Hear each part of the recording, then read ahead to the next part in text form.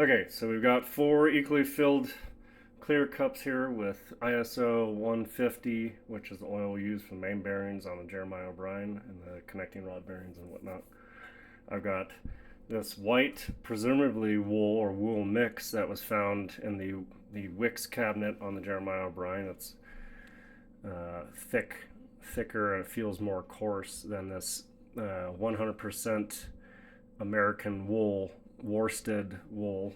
Worstead wool is actually combed and carded, apparently.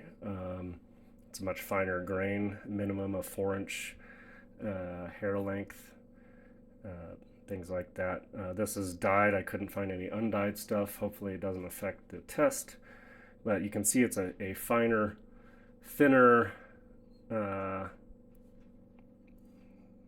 string or whatever than this other stuff that was found on the ship that had been historically used on a ship, apparently, or in the past 10 years.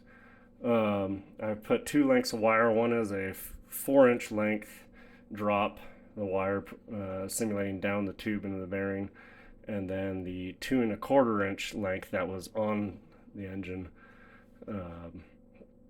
currently. So I will have a time lapse with my GoPro here that will film the time that the wicks are dropped in, and we'll hopefully get a good idea of how much oil is dropped in an hour's time. Well, it's been about 45 minutes. I started with dry wicks and I didn't prime them. Nothing has dripped into the cups yet. So I'm going to just go ahead and prime all the wicks and get a better, more realistic, I guess, assessment. I just start to see a little bit of oil there and creeping up on it.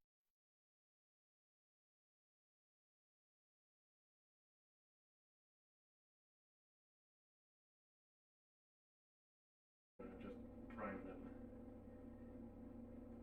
It's probably a little more realistic considering they would be wet with oil when we'd start on the engine.